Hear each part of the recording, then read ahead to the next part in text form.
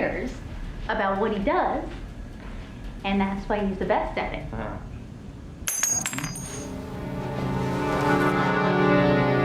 Fuck was that? In 1956 in Chicago, an elderly man named Leonard Burling owned a modest, quiet clothing shop. Leonard was not originally from the United States. He was a British citizen who had relocated to America several years earlier. Before moving, he spent many years working at one of the most respected fashion houses in London. After leaving England for personal reasons, he settled in Chicago and opened his own tailor shop. He later hired a young woman named Mabel Shawn to work as his assistant. Leonard often explained the secrets behind making the best clothing. He said, the first step was measurement. Getting it right mattered more than anything. You had to understand who you were making the garment for before you ever started cutting fabric. Mabel helped him around the shop, greeting customers and tending to their needs, while Leonard did the careful work. He took measurements with precision and studied his customers closely, paying attention to how they carried themselves, what they favored, and what they tried to hide. You stand with confidence. Leonard's shop quickly became well known throughout Chicago for the quality of its clothing. Wealthy families in the city regularly visited the store and relied on it for custom suits and tailoring. Among these regular customers was the Boyle family, a powerful and influential mafia organization in Chicago. The Boyles frequently came to the shop, sometimes to place clothing orders and other times to collect messages sent through the shop's mailbox. Leonard had intentionally placed this mailbox in his store, presenting it as a way for customers to leave notes or tips, though it served another purpose. One evening, the Boyle family's only son, Richie Boyle, arrived at the shop to retrieve letters from their contact. He was accompanied by a trusted associate named Francis. Leonard remained calm and focused on his tailoring work, showing no interest in their presence or in the letters they collected. Richie, however, spoke with him, asking if the suit he was making was for his father. When Leonard told him it was not, Richie asked who it was being made for. While sorting through the messages, Francis discovered a letter sent by a criminal group known as the Outfit. Because of the sensitive nature of the letter, Richie asked Leonard to step out of the room for a while so they could discuss it. The Outfit, man. While Leonard waited in the lobby, he noticed a box and asked Mabel what was inside. Mabel showed him a small gift shaped like a snow globe that featured London. She explained that it came from someone she knew. Mabel enjoyed collecting snow globes that displayed famous landmarks in cities around the world, such as Paris, London, and Barcelona, because she dreamed of traveling beyond Chicago one day. She also expressed her surprise that Leonard, who had the ability to live and work anywhere, had chosen Chicago as his home. Leonard asked her what was wrong with Chicago. Mabel explained that she disliked the city and insisted she would leave it and travel someday. And to Paris. After Richie and Francis finished their business and left the shop, Leonard and Mabel stayed behind folding garments. As they worked, Leonard spoke privately with Mabel. He mentioned that a man who worked at the clock shop next door had asked to be introduced to her. Mabel showed no interest in the idea because she was already emotionally involved with someone else. That's like Errol Flynn.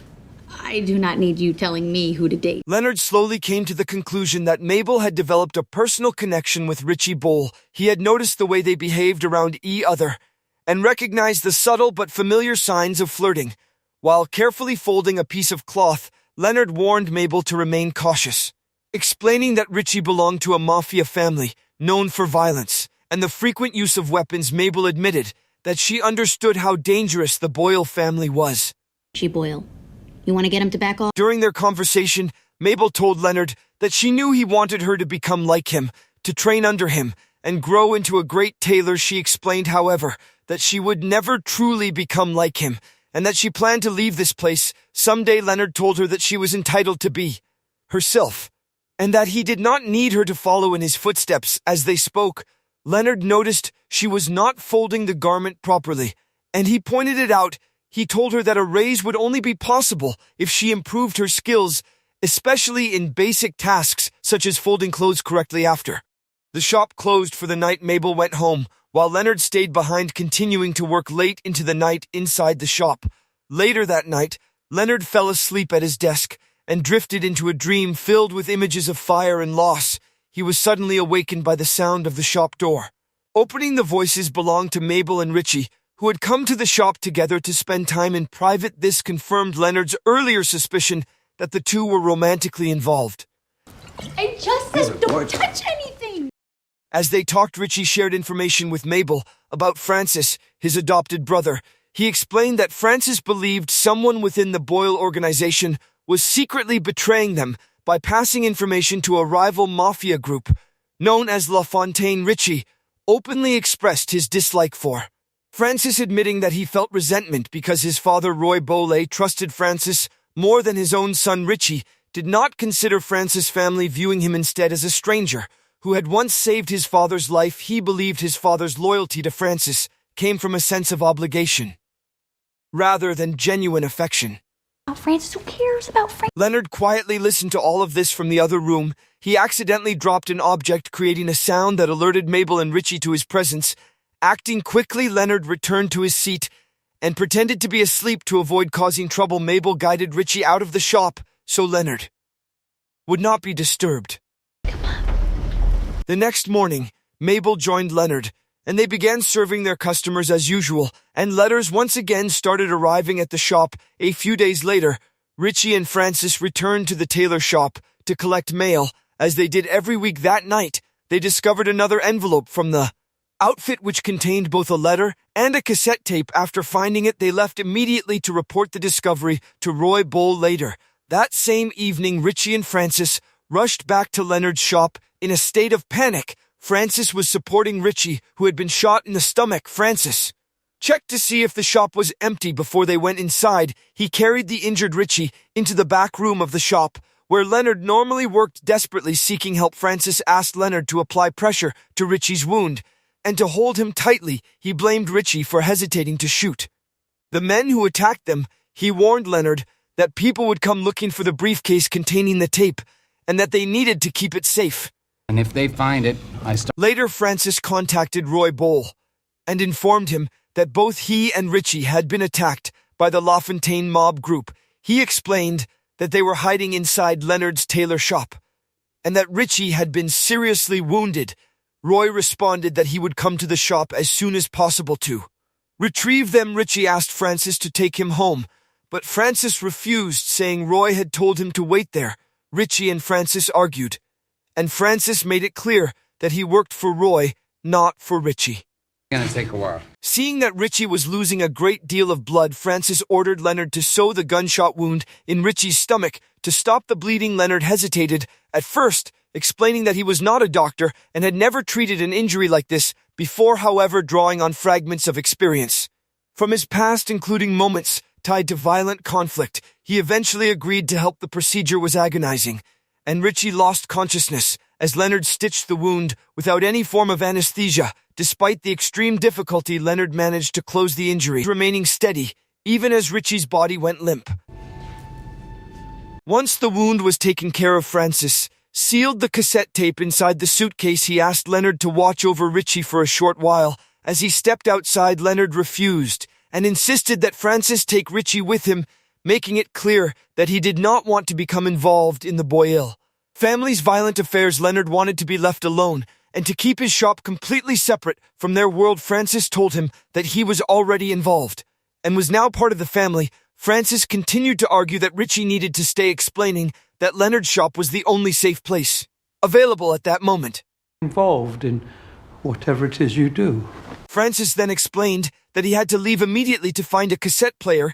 He revealed that the tape contained recordings from illegal wiretaps involving a member of the Boyle family. Francis believed that someone close to the family was secretly working with the FBI and had planted a listening device in a place the Boyles frequently used. He also explained that he and Richie had planned to listen to the tape elsewhere, but they were ambushed by the La Fontaine group before they could do so, which led to Richie's injury, because several mafia organizations wanted the tape in order to destroy the Boyle family. Francis felt it was urgent to hear the recording and uncover the identity of the traitor. Get back. And that tape isn't sitting right there. Francis warned Leonard that many people were searching for the tape and that it was vital to keep it protected. He told Leonard that Roy would arrive within a few hours. Leonard asked what he should do if the police came, and Francis coldly told him to get rid of them. Not long after Francis left the Shop Leonard noticed blood soaking the suit he had been working on, and he began replacing the stained fabric with a clean piece soon after Richie regained consciousness. Richie thanked Leonard for saving his life. His voice weak yet sincere. Richie asked for water, and Leonard brought it to him. Your father's done. When Richie asked about Francis' whereabouts, Leonard told him that Francis had already gone to look for a cassette player, and explained that Francis believed the betrayer might be someone within the family. Leonard then told Richie that his father was a good man, remembering that Roy had been his first customer. When Leonard opened the shop, Richie said he remembered that day, and how his father had returned home full of excitement talking about a tailor who had come from London. Richie explained that Roy cared deeply about clothes and appearance, and that he often told him a well-tied tie was the first serious step in life. 4. Leonard then asked Richie if he had any suspicions about who the traitor might be. Richie said that he did not have any suspicions, but Leonard pressed him, saying that he must have someone in mind. He added that the person responsible was likely someone very close to the Boyle family, even if they were not officially part of it. Rat. After that, Leonard calmly leaned back in his chair, handling fabric as if the room were empty, and stated that he was the one who had passed information to their enemies, and that he had helped the feds plant a bug on them. Richie paused in silence, then broke into laughter, believing Leonard was joking. Leonard laughed as well, and continued stitching. As if nothing serious had been said, Richie dismissed the idea, asking why Leonard would joke about something like that. Leonard asked why Richie believed he could not be the betrayer. Richie explained that Leonard was only a simple tailor, and could not possibly be involved in mafia betrayals. It could be the rat. Not a chance. Leonard corrected him, and explained that he was not a tailor, but a cut, emphasizing that the two roles were very different. He said anyone could call themselves a tailor if they had thread and a needle, but becoming a cutter required years of study and discipline. Leonard described how he had trained for a long time at an elite fashion house on Savile Row, spending years as an apprentice before earning the right to open his own shop. So you came. Richie asked why he had moved to Chicago, and Leonard explained that he came because of the war. He said that after the war, men in London could no longer afford well-made things, and a new fashion known as blue jeans began to spread. Leonard explained that soon something would become popular. People would chase it, and everyone would start wearing it. He said that what he created was timeless and not built on a passing trend. Leonard told Richie that he hoped his cousin was all right. Richie then explained that Francis was not truly his family, but a stranger his father had taken in streets. My cousin. After this, Leonard returned to the subject of Francis, suggesting that Francis' strong desire to uncover a traitor might mean that Francis himself could be the betrayer. Leonard then told Richie he should not fear Francis betraying him, and spoke with the confidence of someone who enjoyed guiding the direction of the conversation. Soon after Francis returned to the shop, before Francis spoke with Richie, Leonard quietly told him that Richie suspected him of betrayal and had looked inside the suitcase Francis had left behind. This showed that Leonard was deliberately manipulating both men, nudging them into distrust and suspicion and setting them against each other. As I might, I can't seem to convince you that I am. Influenced by Leonard's earlier words, Richie began questioning Francis, asking why he was the only one shot during the ambush, while Francis had escaped unharmed. Francis replied that he had simply been fortunate that night. Richie demanded to know where Francis had been, and Francis explained that he had gone out looking for a tape player and had found one, and that he planned to take the cassette there to play it. Richie insisted on going with him, but Francis told him he was not in good shape to go, not with his wound and his condition the way it was. Tape pal right now. Francis then insisted that they should play the tape immediately, but Richie stopped him, saying they should wait for his father, who was expected to arrive soon. Richie said he wanted to wait, unless Francis was trying to make sure Roy never heard what was on that tape. Francis told Richie that he was going to take the tape and leave. The argument over the tape grew more intense, and the tension between them escalated into a physical struggle. During the chaos, they discovered that the suitcase was empty. Realizing this, Richie drew his gun and aimed it at Francis. Richie demanded to know where the tape was. Francis told him he was foolish if he thought he could force a confession like this, and insisted that he was loyal to Roy. Richie admitted that he had hated Francis from day one. Francis fired back, saying that he was the one standing beside Roy cleaning up what needed to be cleaned, while Richie went around making a mess of everything. Richie's attention wavered for a moment. During the argument, Francis fired next, hitting Richie in the neck. Not die because he was slow or arrogant, and that he did not die because he made a mistake. In the moment he died because he was weak, and Francis shot him again. It was because you're weak. Leonard froze in shock. Francis asked Leonard where the tape was, but Leonard said he did not know. Francis quickly searched for the tape that Richie had supposedly hidden, but he could not find anything. Not long after Roy Bowl arrived at Leonard's shop with his men, Francis appeared nervous and immediately asked Leonard to help him hide Richie's body and delay Roy's entry so he could clean the blood from the floor.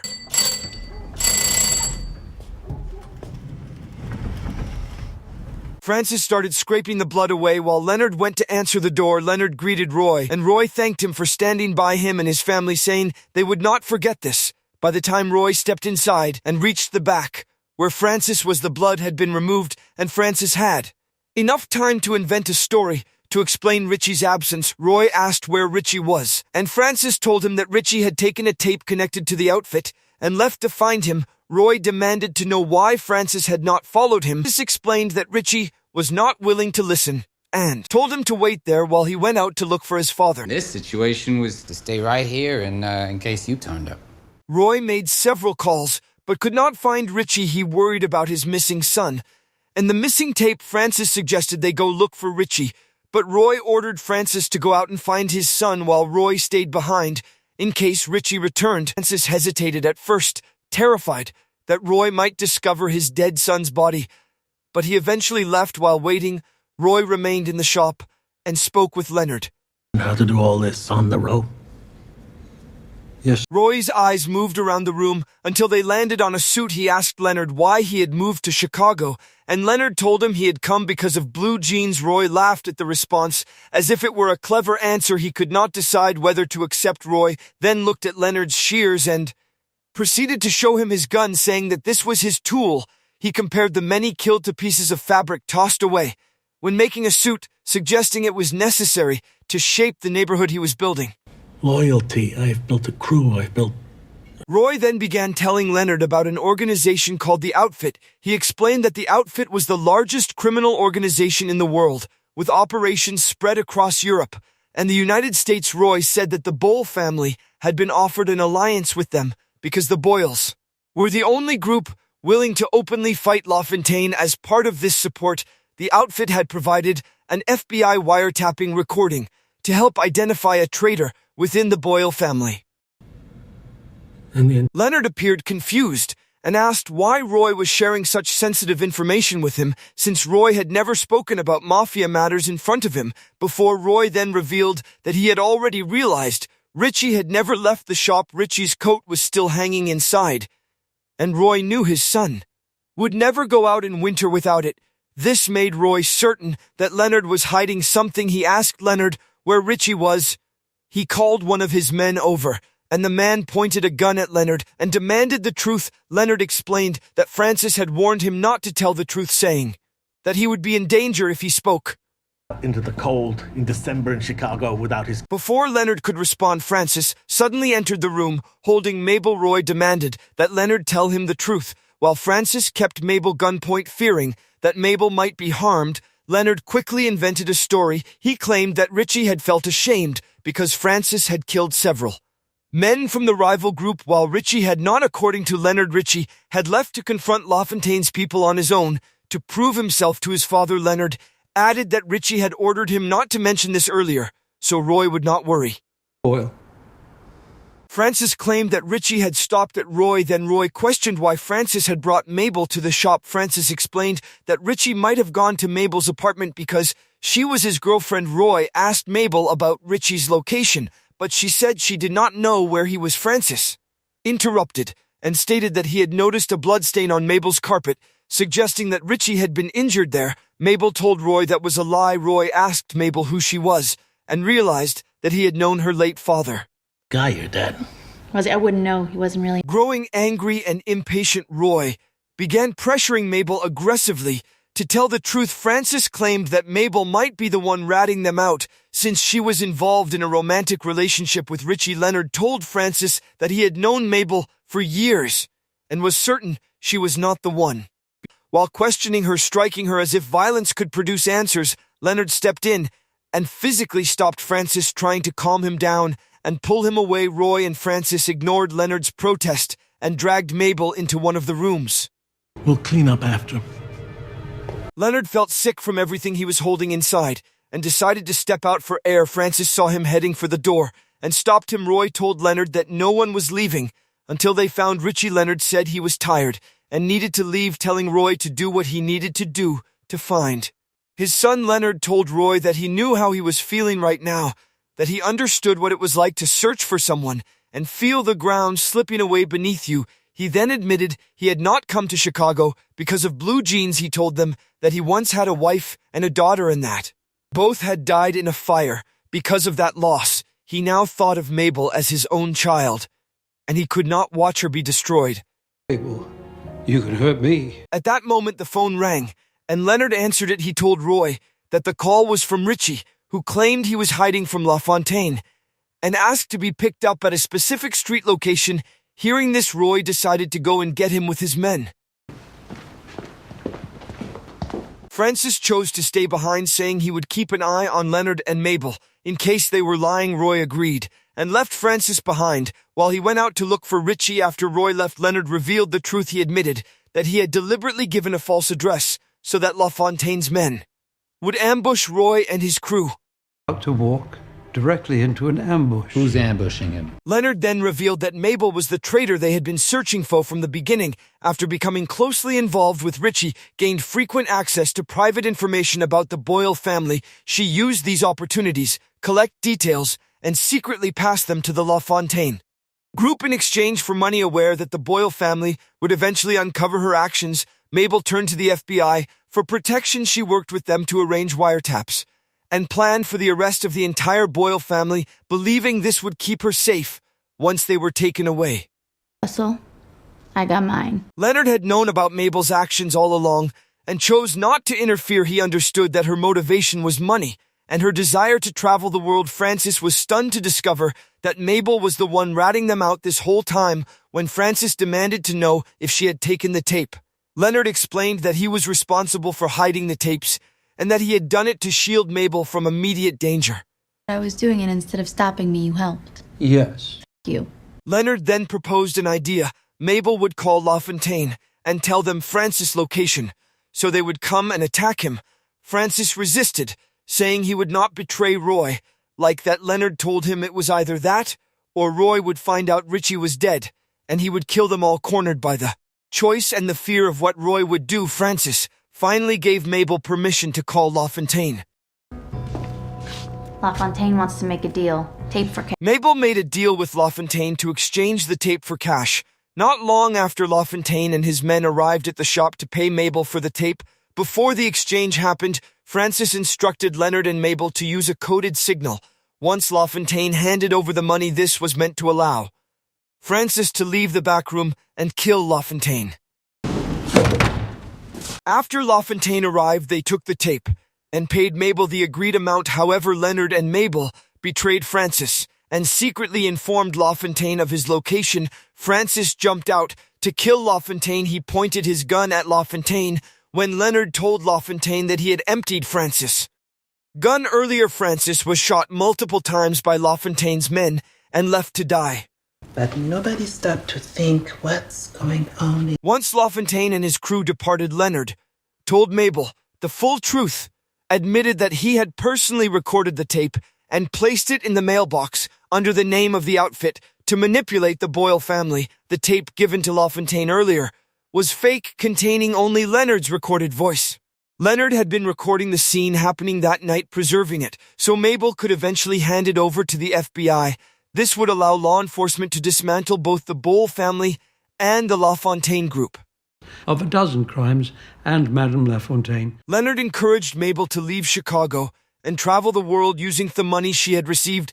Mabel asked him to come with her travel, but Leonard refused, saying she should not waste her youth taking care of an old man. Mabel finally said goodbye and left. That same night, Leonard packed his belongings and deliberately set his shop on fire to erase all remaining evidence. Unexpectedly, Francis, who was still alive, regained consciousness and fired at Leonard. The shot missed its mark and only wounded Leonard's arm. Francis realized his gun was out of bullets and took out a knife to stab him.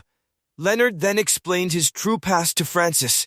He admitted that he was once a violent man, much like Francis. Leonard rolled up his sleeve and showed him his tattooed arms. He explained that one day his former boss asked him to do something he was not comfortable doing, so he left and settled down to live a normal life. His old associates tracked him down and murdered his wife and daughter by setting their home on fire. Broken by this loss, Leonard moved to Chicago to start over and live differently.